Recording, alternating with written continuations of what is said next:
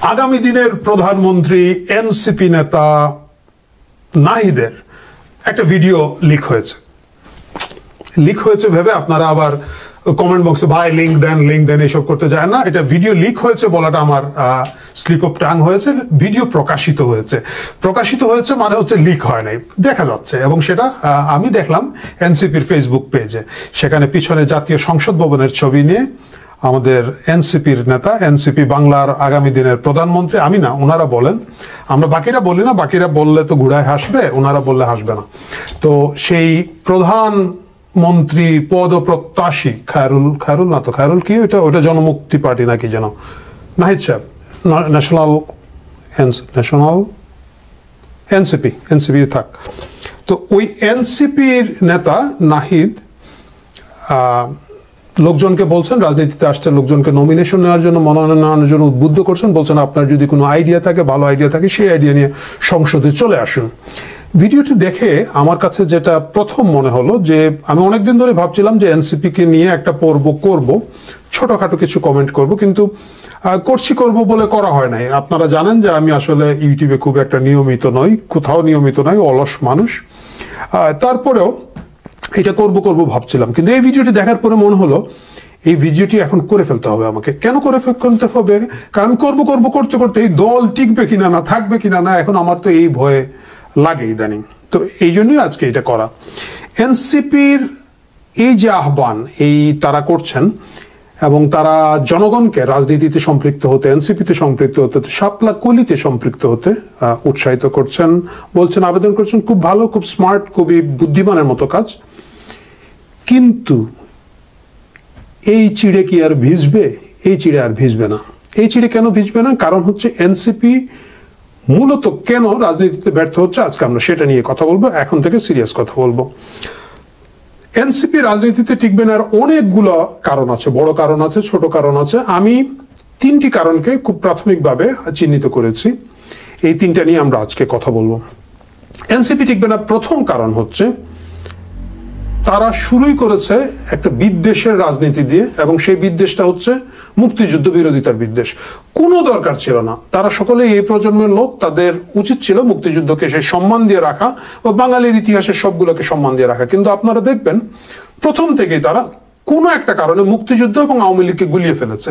আওয়ামী লীগের বিরুদ্ধে তাদের রাজনীতি আছে, আওয়ামী লীগের বিরুদ্ধে তাদের কথা আছে, আমি সবকিছু মেনে নিচ্ছি। অফকোর্স আওয়ামী লীগের বিরোধী শক্তি তারা, কিন্তু এটা বাদ দিয়ে তারা লেগেছে মুক্তিযুদ্ধের বিরুদ্ধে। ভাই একটা কথা আপনাদেরকে বলি, এই হাদি দিয়ে ঠেলা পাহাড় ঠেলতে পারবেন না। এই হাদি দিয়ে পাহাড় ঠেলার কাজ আপনাদের অনেক আগে লোকজন করে ফেলেছে। সরি আমার দর্শক, আপনারা যারা হাদি দিয়ে, কিভাবে হাদি শব্দটা বুঝতেছেন না, এটা হচ্ছে ওই যে আছে না টিনের চালে কাউয়া, ভাইয়া আমার ওই যে কি একটা আছে না, ওইটা ছিঁড়ে মিড়ে ফেলানোর কথা বলে না হাদি।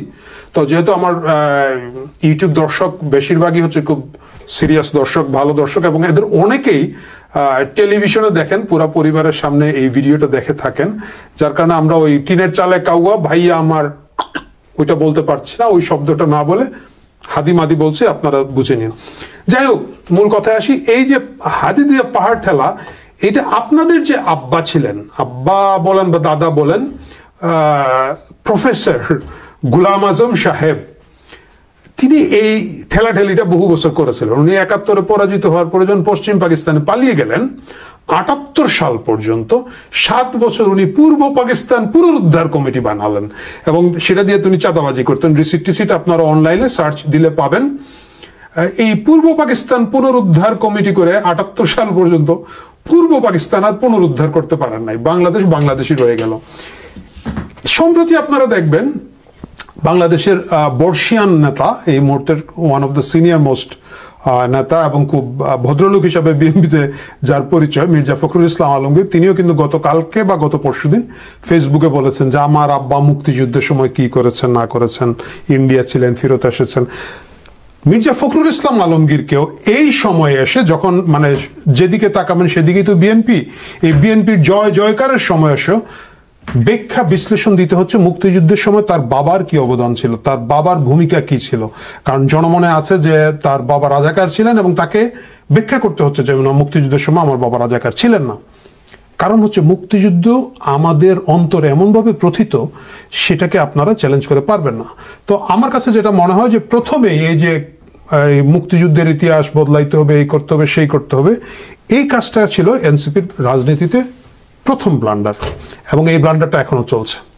দ্বিতীয় যে জিনিসটা দাঁড়াচ্ছে, যেটা হচ্ছে এনসিপি রাজনীতিতে কি করতে চায় এটা খুব পরিষ্কার নয়।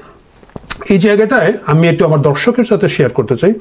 2013 সালে যখন গণজাগরণ মঞ্চ হলো, তার পরবর্তীতে একটা সময় একটা সম্ভাবনা এবং আলোচনার জায়গা তৈরি হয়েছিল যে গণজাগরণ মঞ্চকে কি একটা পলিটিক্যাল প্ল্যাটফর্ম করা হবে কিনা, না মুক্তিযুদ্ধের চেতনা স্পিরিট একটা নতুন রাজনৈতিক দল, তারুণ্য নির্ভর দল আসবে কিনা। না, সেই সময় আমরা যারা গণজাগরণ মঞ্চের সাথে কোনো না কোনোভাবে সম্পৃক্ত ছিলাম, তাদের অনেকেই ব্যাপক স্টাডি করেছি, কারণ ওই সময়কার আরব স্প্রিংকে ধরে বিভিন্ন দেশে যে রাজনৈতিক উত্থানগুলো হচ্ছে, তরুণদের রাজনৈতিক দলগুলো হচ্ছিল, তারা কিভাবে শিফট করছে, কিভাবে সাকসেস পাচ্ছে, কেন পাচ্ছে, এগুলো নিয়ে। তো আমি আপনাদের সাথে আসলে ওই বিশাল স্টাডি তো আর আজকে 10 বছর পরে 12 বছর পরে বলার কিছু নাই। আমি জাস্ট ওই সময়কার দিল্লির আম আদমি পার্টির যদি কথা বলি, আমি ওইখানে যাব। আর এখন যে সম্প্রতি নিউ ইয়র্ক শহরে মেয়র হয়েছেন মামদানির কথা যাব। এই দুটো জায়গায় গেলে আপনারা বুঝবেন কেন এনসিপি ফেল করছে।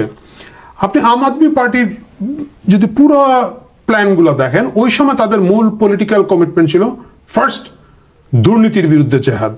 ওইটা ছিল বার্নিং ইস্যু দিল্লিতে। মানে ভারতে আমাদের মতোই তো একটা দুর্নীতি পরায়ণ দেশ, ওইখানে আমাদের বার্নিং ইস্যু ছিল ওই সময়। এবং কেজরিওয়াল শুধু স্ট্যান্ড নিয়েছেন তা না, তার দলের লোকজন সহ আচারে ব্যবহারে তারা দুর্নীতির বিরুদ্ধে একটা জেহাদ তৈরি করেছিলেন।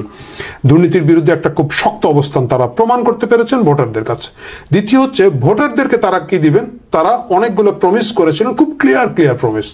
যেমন ধরেন বিদ্যুৎ এবং পানির সমাধান এইভাবে করব, পানির এই সমাধান করব, এবং মিনিমাম এত ইউনিট পর্যন্ত বিদ্যুৎ গরিব মানুষের জন্য ফ্রি করে দিব। গরিব মানুষের খুব সম্ভবত 2টো বাতি, একটা ফ্যান, এইরকম কিছু একটা ছিল, যে এইগুলো চালাতে হলে যে বিদ্যুৎ বিল, সেটা বিদ্যুৎ বিল লাগবে না। আপনি দেখেন জনগণ কত দ্রুত ওইভাবে কানেক্ট হয়েছে। আপনি যদি সম্প্রতি একই ঘটনা আপনি বলবেন যে ওইটা ভারতের ক্ষেত্রে ভিন্ন হয়েছে, তা নয়। আমি মাঝখানে অনেকগুলো জিনিসটা স্কিপ করে যাচ্ছি, আমি মামদানিতে চলে আসছি। মামদানি নিউ ইয়র্কে কিভাবে একেবারে 1 বছর 1.5 বছর আগে কিন্তু তার অবস্থা খুবই খারাপ ছিল। উনি বিভিন্ন জায়গায় ঘুরে বেড়াচ্ছে, কেউ পাত্তা দিচ্ছে না। কিন্তু মামদানির প্রতিশ্রুতিগুলো দেখেন আপনি, আপনাদের আত্মীয় স্বজন যারা মামদানিকে ভোট দিয়েছেন, নিউ ইয়র্কে আছেন, যোগাযোগ করে দেখতে পারেন, অথবা ইভেন গুগল করে দেখলেও দেখবেন। মামদানি খুব পরিষ্কার কিছু কমিটমেন্ট করেছেন যেগুলো আপনি রিলেট করতে পারবেন। রেন্ট ফ্রিজ মানে কি, ভাড়া বাড়ানো যাবে না। যা ভাড়া আছে, বাসার ভাড়া, বাড়ি ভাড়া, আমি নির্বাচিত হলে আমি এখানে রেখে দিব, কারণ এই দেশের গরিব মানুষ বাস করতে পারছে না নিউ ইয়র্কে। আপনি দেখেন যারাই মামদানিকে ভোট দিয়েছে তাদের মাথায় রেন্ট ফ্রিজ কথাটা আছে। তারপরে মামদানি কি করেছেন, মামদানি যেমন বলেছেন যে পাবলিক বাস ফ্রি করে দিব। মানুষের মূল সমস্যা নিউ ইয়র্ক শহরে যেগুলা, বাসস্থান, চলাফেরা করা, মেডিকেল বিষয়ে তার কমিটমেন্ট আছে, এই জায়গাগুলো দিয়ে মামদানি তার পপুলারিটি, তার জনপ্রিয়তা তৈরি করেছেন। মানুষ দেখতে পেরেছে, বুঝতে পেরেছে আসলে মামদানি কি করতে চান। এর বিপরীতে আসেন আমাদের তরুণদের দল এই এনসিপি। এনসিপি আপনাদেরকে কি কমিট করেছে? এনসিপি আপনাকে কমিট করেছে ওই যে কি আমি আগে বলেছিলাম যে মুলার সনদ, এই মুলার সিজনে আইলানা, একটা ভিডিও আছে কোথাও, আপনারা দেখে নিন। মুলার বাজি, মুলার চচ্চড়ি, মুলা দিয়া গরু মাংস, মুলা দিয়া মুরগির মাংস, এরকম তাদের সবকিছু হচ্ছে। আপনি যদি যেখানে এনসিপি কি করবে, একটা জুলাই ঘোষণা চাই, জুলাই ঘোষণা, আচ্ছা জুলাই ঘোষণার পর কি, এরপরে জুলাই সনদ, এরপরে কি জুলাই সনদের আইনি ভিত্তি, তারপরে কি জুলাই সনদের সামথিং। এজ এ ভোটার, যে ভোটারটা বস্তিতে আছেন, যে ভোটারটা শ্রমজীবী মানুষ, রিক্সা চালান, স্কুটার চালান, সিএনজি চালান, বাস ড্রাইভার, বা একজন মধ্যবিত্ত মানুষ যিনি হয়তো ব্যাংকে চাকরি করেন, যিনি হয়তো একটা মেডিকেল রিপ্রেজেন্টেটিভ হিসাবে গভীর রাত পর্যন্ত সিনিয়র ডাক্তারদের চেম্বারের সামনে বসে থাকেন, অথবা চেম্বারের ভিতরে যে জুনিয়র MBBS পাশ করা ডাক্তার মাত্র 30,000 টাকা বা 20,000 টাকা বেতনে বসে আছেন এবং হায়ার কোর্স করার জন্য মাথার গাম পায়ে ফেলছেন, এই যে গোটা জনগোষ্ঠী জুলাইয়ের সনদ, জুলাইয়ের যে জন্য আপনার কেন ভোট দেবে, তাদের কথা, তাদের দাবি তো আপনারা কোথাও করছেন না।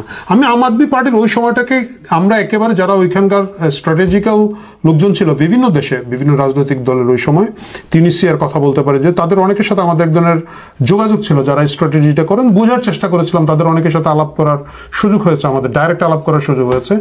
ওইখানে তারা যে কৌশলগুলো নিয়েছিলেন যে জনগণের কোনো বিপদ আপদে তারা প্রথমে গিয়ে মুভ করেছেন।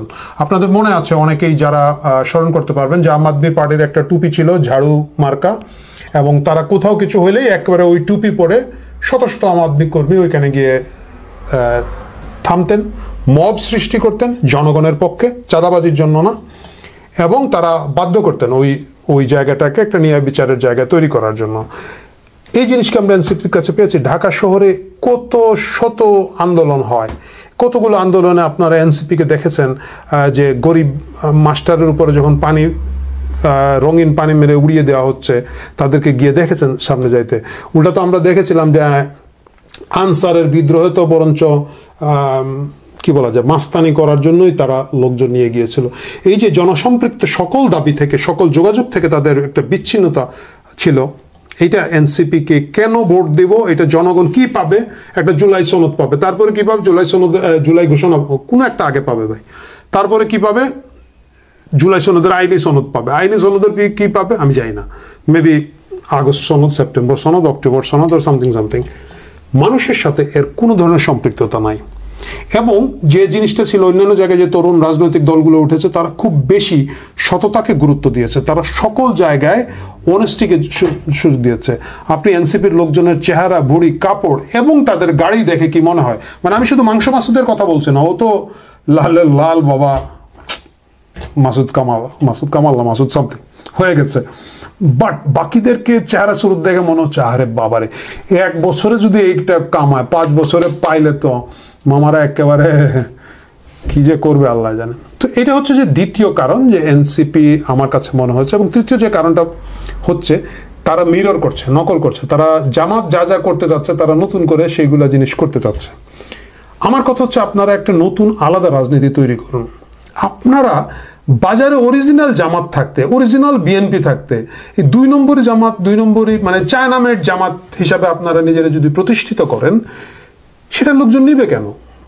মানে আপনারা ডানপন্থীর থেকে বেশি ডানপন্থী হইতে চাচ্ছেন, আপনারা নারীদেরকে বেশ্যা বলা জায়গায় গিয়ে বক্তৃতা দিচ্ছেন, আপনারা কথায় কথায় দিল্লি না ঢাকা বলে মানে একদম ডানপন্থী লোকজন যেটা করে থাকে। আমাদের যে কি বিক্রমপুরী একজন আছে, মোল্লারে বলে তুই গিয়া ওইখানে ন্যাংটা হয়ে শিকল ভাঙ্গা বসে থাক আর আমরা এটাকে ইসকনের উপর দায়িত্ব দিয়ে দেবো। বিক্রমপুরী তো নাম বোধ হয়, হ্যাঁ বিক্রমপুরী। তো আপনারা বিক্রমপুরী মার্কা রাজনীতি করে তো বিক্রমপুরী মার্কার রেজাল্টই পাবেন। আপনারা যদি নিজের রাজনীতির ভেতরে না ঢোকেন, নিজেদের রাজনীতিকে না গোছান, যতই জাতীয় সংসদ ভবন পিছনে রেখে আপনারা ভিডিও লিক করে থাকুন না কেন, বিএনপির দয়া এবং দোয়ায় 2-4টা আসনের বাইরে আপনাদের রাজনীতি এবার যাবে না, এবং ভবিষ্যতে এই 2-4টা আসনও আপনারা কারো কাছ থেকে পাবেন বলে আমার মনে হয় না।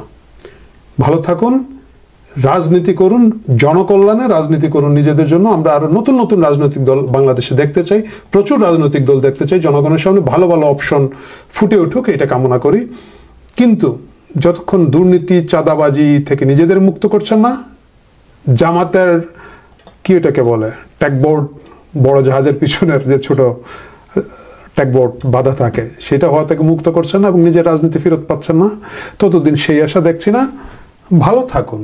আপনারা আমাদের তরুণ সমাজ একসময় আপনাদের উপরে অনেক লোক আশা করেছিল, সেই আশা ব্যর্থ হয়েছে, কিন্তু যদি চেষ্টা করেন হয়তো কিছুটা ফেরত পেতে পারেন।